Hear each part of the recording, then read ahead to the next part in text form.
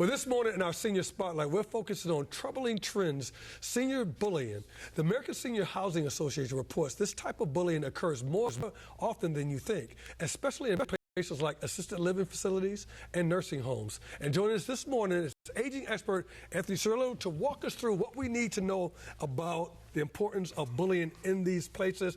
Let's start this. What is bullying? Yeah, so first of all, put it in context. So the mean girls that were mean in high school didn't grow up to be nice girls. I mean, some of them might have been. And the bully boys are the same, right? So I remember Biff from Back to the Future. Oh, yes, right? I do remember Biff. So I had my own Biff. His name was Mark. And in kindergarten, Mark would put big Zorro Z's on the back of my shirt.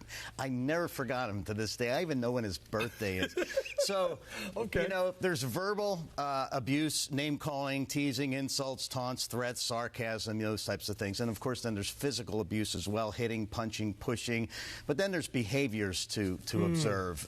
We were talking right before this about somebody that you had seen somewhere that you thought was getting in some other people's faces and stuff like that. A lot of times it's not that person who has dementia, it's others. But they'll exclude you maybe from the social circle or certain activities, or tell their friends in their clique to kind of avoid you and things like that. So there's certain telltale signs. The big one that people always talk about is dining. You know, sitting at certain tables in assisted living and skilled nursing. Oh, that's the thing? So my mother was at a place right close to here, and that was the big thing. In fact, when she wanted to change seats, it almost took an act of Congress. Like, I had to have a meeting with her to counsel her on, because that's a big thing, like who sits with who. So there's certain behaviors you'll see. Some are subtle, some aren't, but not being included in activities and things like that.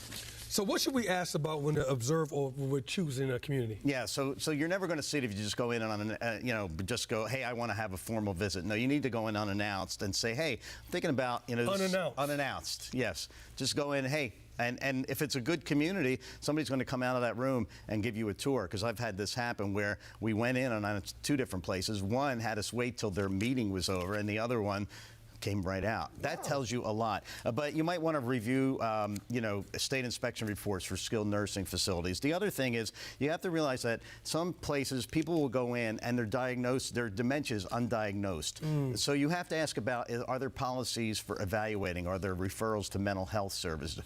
You might want to ask about anger management classes for not only staff, but the residents as well, and then ask what their policy is regarding all this if something should happen. And here's another thing to keep in mind, is sometimes the staff and the administration will cozy up to the bullies because they're just afraid of the bullies as the residents are. And so they'll let a lot of behaviors go. So you have to be on the lookout for that.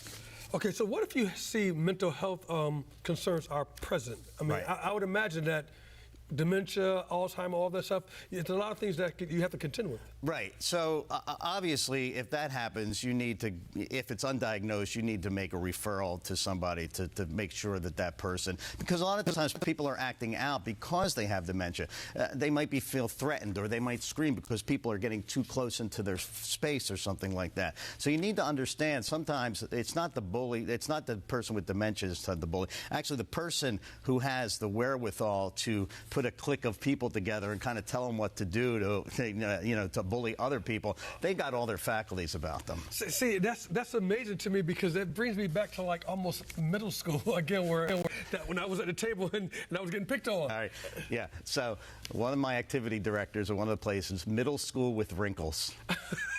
That's what they call it. That's what they call it? Middle school wrinkles. Oh my goodness. So here it is. So what are the things that we need to know about bullying in these places here? Yeah, families need to be aware. So they need to look for the behaviors of their loved one. So if the loved one is isolating themselves, or saying they don't like me and is appearing depressed, if in the community themselves they're taking long circuitous roads to get where they need to go, that means they're avoiding people. So you need to also help them understand that most of the time you should just ignore the behavior, or look the bully in the eye just to say, I know what you're doing, but I'm standing up to you. And a lot of times, just like in real life, that will go away. Yeah, middle school with wrinkles. But then, you need to raise it to administration.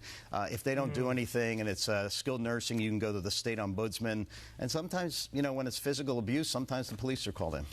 Where can we get more information? This is a fascinating topic. Yep. Indeed. So I have a couple places, theagingexperience.com and, of course, sagestream.live, my live streaming entertainment network. Anthony, thank you very much. This is some really timely information, indeed. Thank you. Thank you, sir.